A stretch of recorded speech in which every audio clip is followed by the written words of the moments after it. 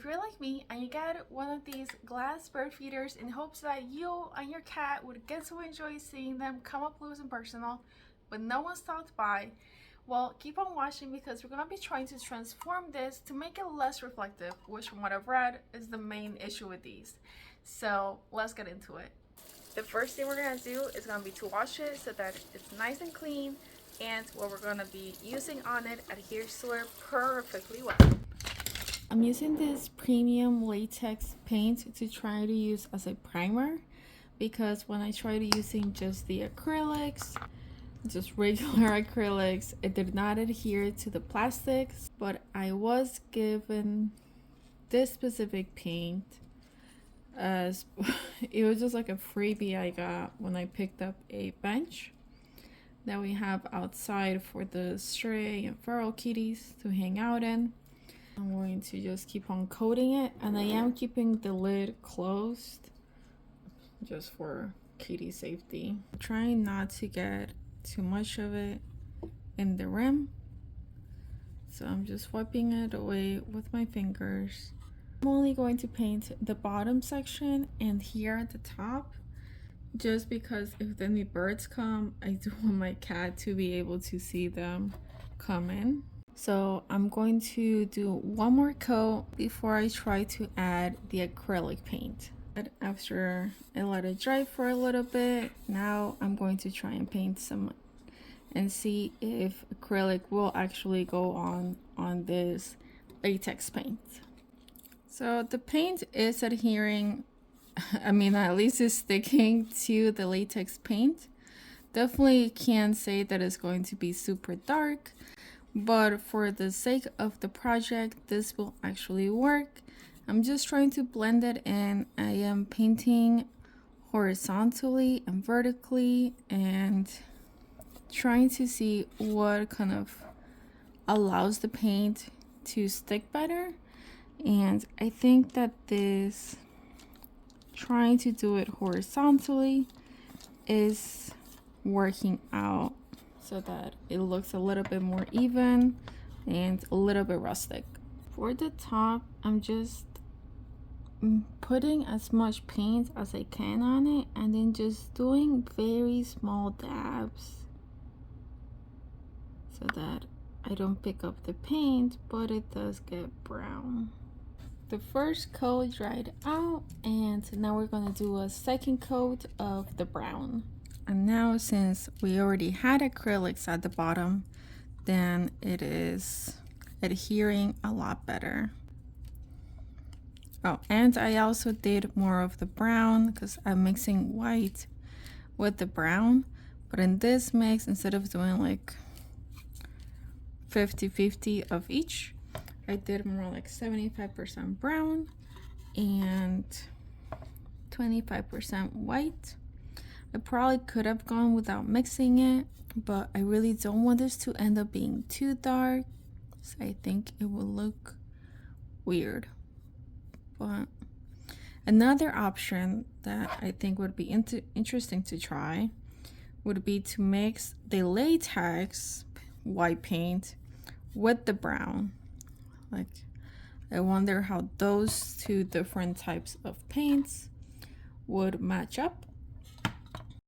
While that dries, I'm going to just take out all of the sticks that I had collected for this project and try to organize them based on size.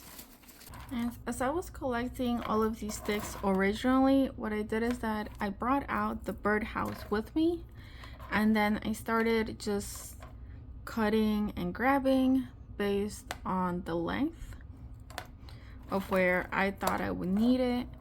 Now, because I did end up storing this for a later time, because I couldn't work on it right away, then all of the pre-sorting I had done on where everything was gonna be got a little wonky, but it's all good. While we wait for the glue gun to heat up, I'm going to just start trying to place my sticks, figure out the right sizes for them. I'm not really super concerned about things being perfectly straight. I am actually just hoping to fill in the space since they don't fit into one another or completely fill up to the edge of the plastic, is that I'm only gonna start putting the glue in the sections that I know will touch the plastic.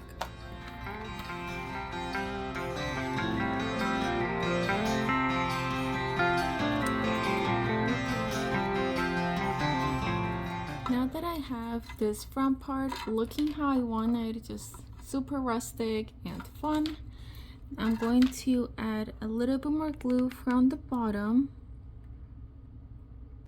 I have a smaller gap on this side, so I'm gonna do some more glue there as well, just to tie it all in, just in case I am running my fingernail through it, but not my actual finger. Just remember to be very careful if you try to do any of that. So you will probably get burnt, at least once. The great thing about this project is that you can do it at any point in time. You know, if you have any twigs that just fell over that you're still collecting from fall, or even trimming your own garden. I'm going to wait until I finish drying completely so that I don't accidentally break anything.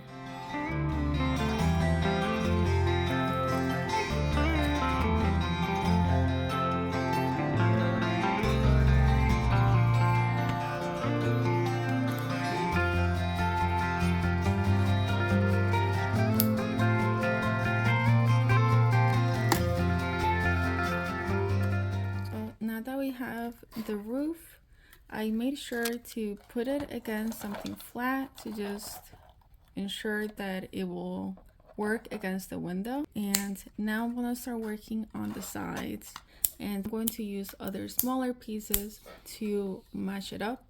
Again, being very cautious of the edge. Now that this side completely dried out, do the same to the other side. Of course, the twigs that you find might not be the exact size, so you might need to break them, but because we're doing it vertically, you don't have to worry too much about the bottom portion, just the top, right?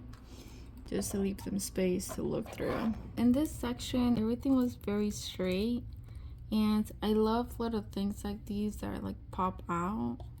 So I'm gonna see if some of the leftovers can be recycled here to just give it a little bit more different textures. As we look at what I've done so far, I like overall how it is looking, but I definitely do want to add a few more details because when I was scavenging for sticks, I found this beautiful piece, and there's still some random portions that look like I have these like air plants that have been growing or haven't died. I don't really know, but I love the way they look, so I'm gonna see how to integrate them.